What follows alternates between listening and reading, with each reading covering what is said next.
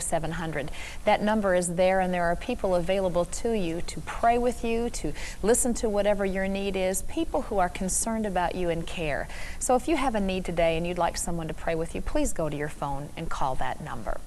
Well, coming up, earnest prayer and petition to God bring a drowning boy back to life. That's straight ahead. In 10 minutes, this man's life was changed forever. His 2-year-old son wandered into the pool, hit his head, and was underwater for 10 minutes. But what happened next is nothing short of miraculous. Straight ahead. It's an underground movement that turns children into sex objects, and now it's demanding legitimacy. You will have pedophile rights movements. You will have pedophiles coming into the classroom to lecture the children, just as you have homosexuals coming in today to lecture. Reporter Jennifer Robinson looks at legalizing pedophilia. Plus, his own son's tragedy drove him to start the National Center for Missing and Exploited Children. Today, America's Most Wanted's John Walsh shares tips on protecting your kids. Straight ahead. A ringing phone and a brief conversation was all it took for 2-year-old Will Noble to shed his water wings and fall headfirst into the family swimming pool. Watch. 15 years in the jewelry business left Bill and Leslie Noble quite well off among the affluent in Dallas. But no jewel in the world could offset what happened to them June 3rd of this year. With Bill in Las Vegas at a convention, Leslie and their 2-year-old son, Will, climbed out of their backyard pool when the phone rang. Leslie expected to hear from the hospital, where her mother had just undergone cancer surgery. She left Will on the back porch eating ice cream while she went inside to talk on the phone. We theorized what happened was that my son did several things he's never done before. He took off his water wings, which he's never done before. He ventured inside the pool fence. The gate was left open. Then at that point, we theorized that he saw his swimming goggles, which were left on the 3rd step, and that he bent over to try to retrieve them. And then when he did, he fell on head first and hit his head on the 3rd step and knocked him out. 10 minutes later, Leslie ran out to the pool and found her son floating, purple and lifeless. As she frantically pulled Will out, she banged his head on the side of the pool. Then, rushing inside the house, she slipped on the hardwood floor, pounding Will's head a 3rd time. Leslie felt she heard a voice telling her to lay Will on his side and open his mouth. She groped for the phone and called 911. These events and what happened next would change the Nobles forever.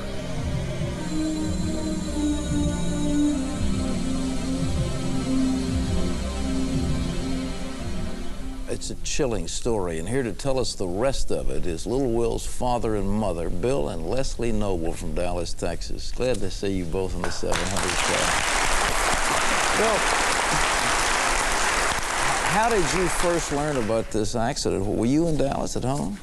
No, Pat, I was at a jewelry convention in Las Vegas, and I was with an employee of mine, and we were going over to the Sands Convention Center for some appointments.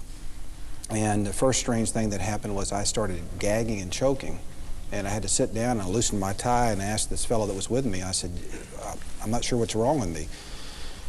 And now looking back, it was a premonition about what was going to happen to Will. When I actually got over to the convention center, I was talking to a vendor that I do business with, and all of a sudden I had a premonition that I had to call home right then. Mm-hmm. And I ran to a payphone. And I guess I had the premonition right when the accident occurred, because when I called home, our next door neighbor answered the phone. And her name is Joyce. And she said, Noble Residence, Joyce speaking. I said, Joyce, what are you doing over our house? What's going on? And she said, well, Bill, there's been an accident. And she explained to me what happened. Well, Leslie, you pulled Will out of the pool. What did you do then? Well, just was something, the voice sort of took over in me, and I just felt almost commands being called out to me to just, you know, and CPR and 911, you know, and I just rushed him out from the pool and tried to make my way to the phone, and slipped and fell, and eventually we got through to 911. I gave him CPR, but paramedics were there real quick. And well, we've got a clip of what happened that day from the point of view of the paramedics who had just rolled in at Leslie's call. As we responded, we got on location at the Noble family probably within 2 minutes. I ran to the front door. Mrs. Noble had come to the front door in a panic, holding her baby, and I could tell that it was critical. She fumbled trying to get the door unlocked, couldn't get it unlocked, finally got it unlocked. As soon as I got the door open, I just took the boy in my arms and ran back to the ambulance. Well, Bill, when you arrived at the hospital, you rushed, of course, from Las Vegas. You knew something was wrong. What did you find at the hospital? Well, when I first got there, Pat, first of all, let me say I was under a lot of guilt because I felt like I had premonitions that I shouldn't even be on this trip, and a premonition to come home early. But when I first got to the hospital, there was a social worker and a chaplain and a doctor that was attending Will that wanted to have a meeting with me. And I really couldn't understand why the social worker and chaplain were there.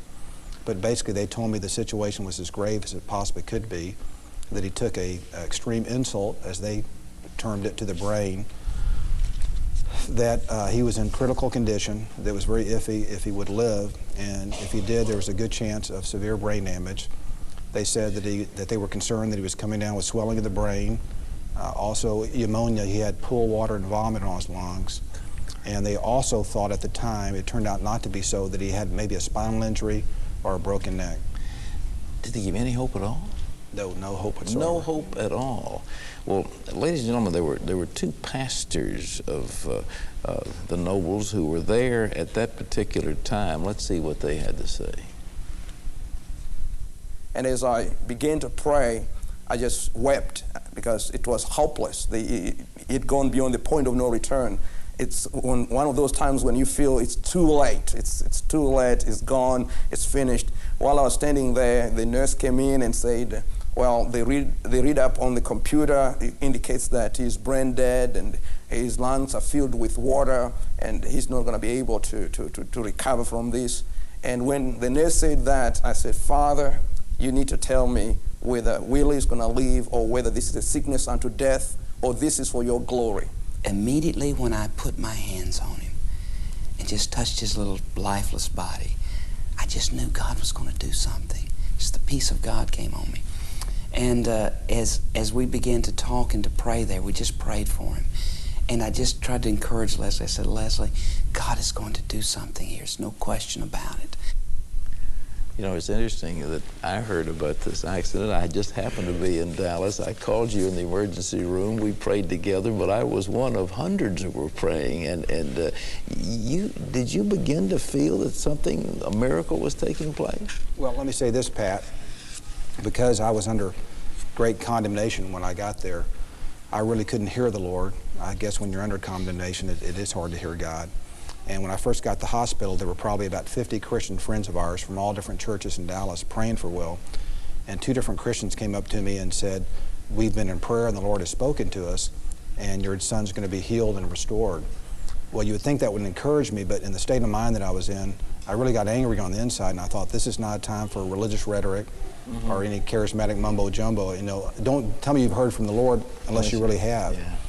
Well, right after I saw them, Leslie came out of ICU, and she collapsed in my arms, and all she could say was, I've killed Will, I've murdered our son, it's all my fault. And so we were both under tremendous guilt, and we really couldn't hear anything from the Lord at that point. What was interesting, all these people gathered around us, and they laid hands on us and prayed for us. And while they were praying for us, I opened my eyes and looked at Leslie and asked her, are you feeling what I'm feeling? And the condemnation and the guilt just left immediately, and this peace flooded us. And it was like the spiritual corks got pulled out, and all of a sudden we could hear from the Lord that things were going to be all right, even though the doctors were telling us the worst. Leslie, did you honestly feel that you had murdered your son? Because you were on the telephone, I believe, talking to your sick father, I guess, wasn't it? And it was my mother. Your mother. Yeah. You felt you'd murdered your son? Well, I just felt so responsible and so, you know, overwhelmed with guilt. And and you know, I see him come in. He's looking at me like, what happened? You know, and. Well, you both did, because Bill, you didn't think you should have been in Vegas. The Lord, you apparently were very close to Will. There was a bond, obviously, between you that you could sense in your own physical body what was happening to your child back in Dallas. Well, let me say this, Pat. I've never loved anyone outside the Lord like I love this little boy. And I waited a long time. We got married late in life, and he's our firstborn. And you're right. There's a bond between he and I that's incredible. Well, I hear Will in the background. I don't think I want to put this off anymore. Let's bring Will back up here. Hey, oh, man. Oh, boy. He's a little tiger, isn't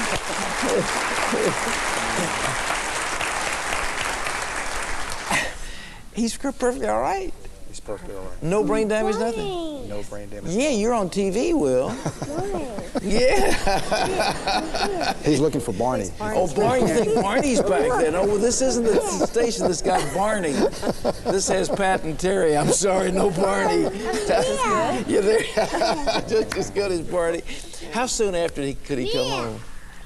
Well, first of all, let me say this.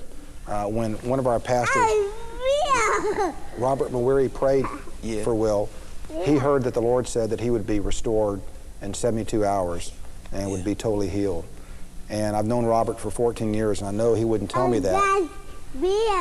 That's Will. Yeah. Unless he'd really heard that. Sure. And is that what happened? So the second day, he was still on life support.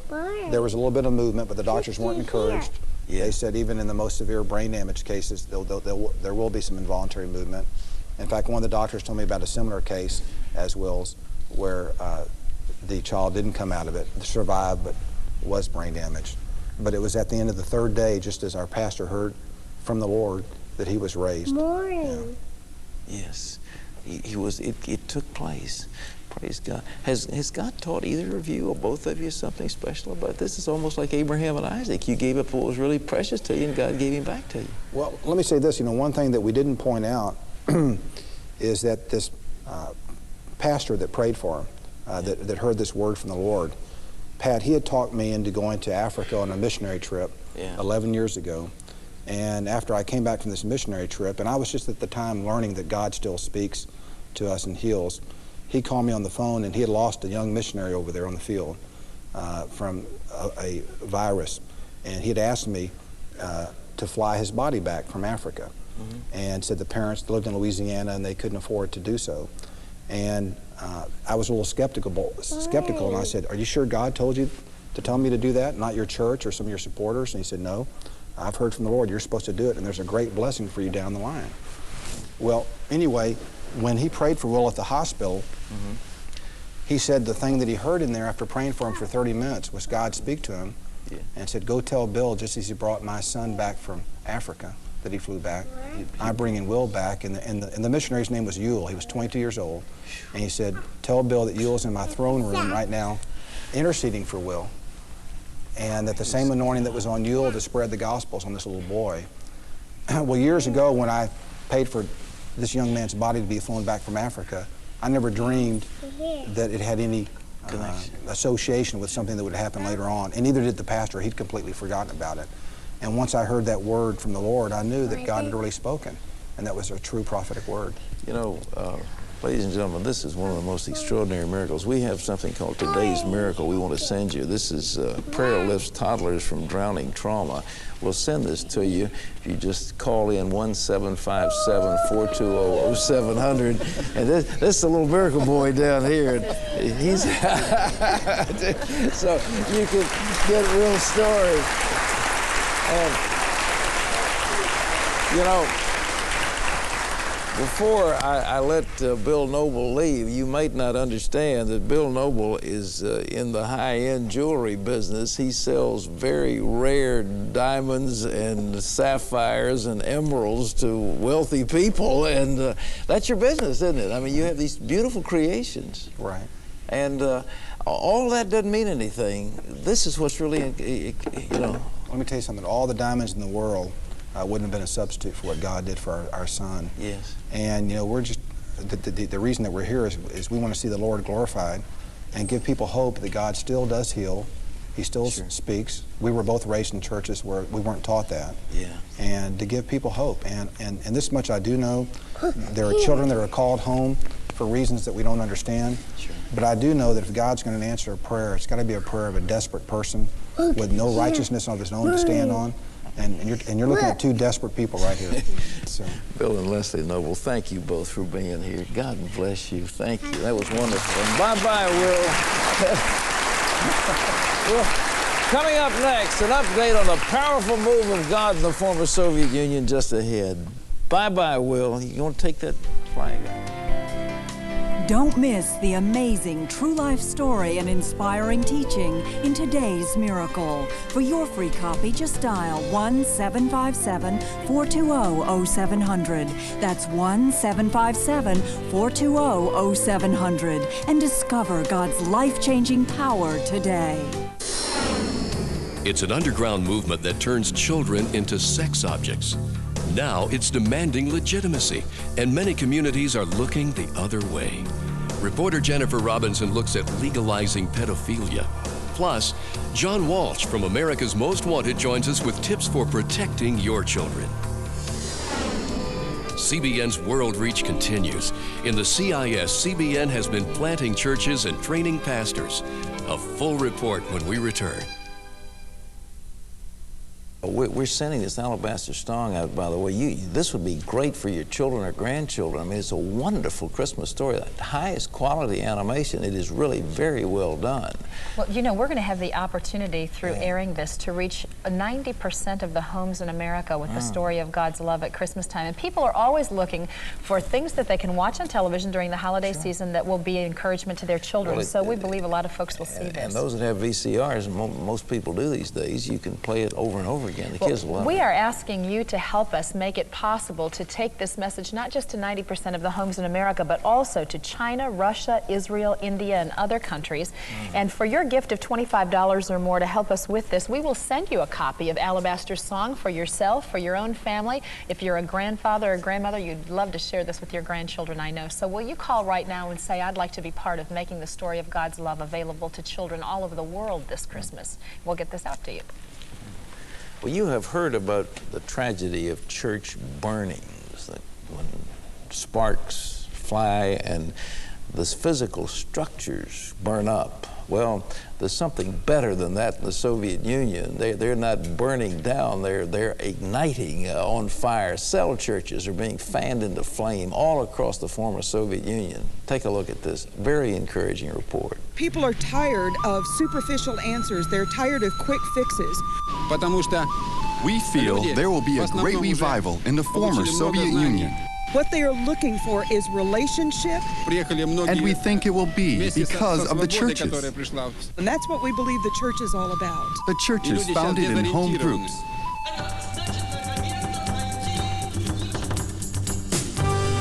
As a spirit-led revival spreads across the former Soviet Union, a new challenge has emerged. How do you disciple new Christians in a region where there is one church for every 11,000 people? We believe that God has spoken to us to get very involved in the cell church planting movement. And we're developing training and materials that we can do that so that we can get churches established in small groups. We're seeing that this fits the culture perfectly. You don't need money for buildings. You don't need money for bricks and all of those things, getting permits to build a building. You meet in a home. As the group grows, you split, and you continue to split. And CBN also links arms with local pastors by giving them an invaluable resource, a database containing the names of 12 million people who have heard about Jesus through CBN's gospel broadcasts. It's a wonderful opportunity because here are people who said, I'm interested in the gospel. And they can go to the doors of these people and say, we represent the ministry of CBN. And it gives them an open door, and people gladly let them come in to share with them about the gospel. In Dnepropetrovsk, an evangelist named Sergei and a small band of dedicated Christians visited 17,000 people who had contacted CBN. During those initial visits, Sergei learned an amazing fact. God had apparently sent the same vision to dozens of people. A vision that one day someone would knock on their door and tell them about Jesus Christ. from that blitz, thousands took part in a home Bible study course produced by CBN. I used to ask the question, what is the real fruit of these Christian programs? But after we started to integrate with CBN, I saw that when we join forces, together we can bring wonderful, great fruit for the kingdom of God. Drawing from CBN's database of names, Sergei formed a church in Dnepropetrovsk. In just 2 months, attendance shot to 400. Today, this young church is spawning its own cell group outreach. I appreciate so much that the partners of CBN are interested in establishing the church. This type of church can happen in other parts of the Soviet Union. So I would say, don't stop with just exposing people to the gospel. And you are a chosen people by God to support this ministry. Don't stop until the church has been planted, leaders trained, and people equipped to go on with the process that you helped to start.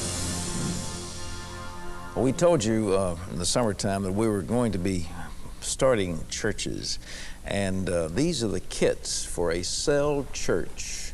Of course, some of the books are right here in English, but they're translated into Russian, and we have 12 million names on our database, so that in about 56,000 Russian cities we can give a starter church the names of people to bring into cell groups. And we hope that by the end of this year, we've already had 20,000 of these kits. They cost us about $25 a piece for all these books. And we will hopefully have 40,000 cell churches planted in the Soviet Union before the end of our so-called fiscal year, which takes us through March 31st of 1997. And that's a part of World Reach, but World Reach is so much greater than all of that. And we want you to know also that right now, even as we're speaking, World Reach is reaching out in Zaire. We want to mention that a gospel blitz has begun there that will go through mid-December. 62 denominations and 15 million Christians in Zaire are already praying for and ministering to these people, and they're asking you and I to stand hand in hand with them to touch the lives of all of these refugees who are in such dire circumstances. When you join the 700 Club, when you partner with us in what we do, these are the kind of outreaches that you become a part of. So will you call today and say, I'd like to be a member of the 700 Club. I want to make a difference in my world. You can do that. We talk about things on this program. I wish they weren't happening in America. I wish we never heard of them. Things that are happening that 30 or 40 years ago would have been unknown. You know, when I was in college, Terry, when I was in the Marine Corps, I lived a relatively worldly life, and I knew what was going on. I wasn't in any way, shape, or form sheltered from anything, and I'd been on several continents.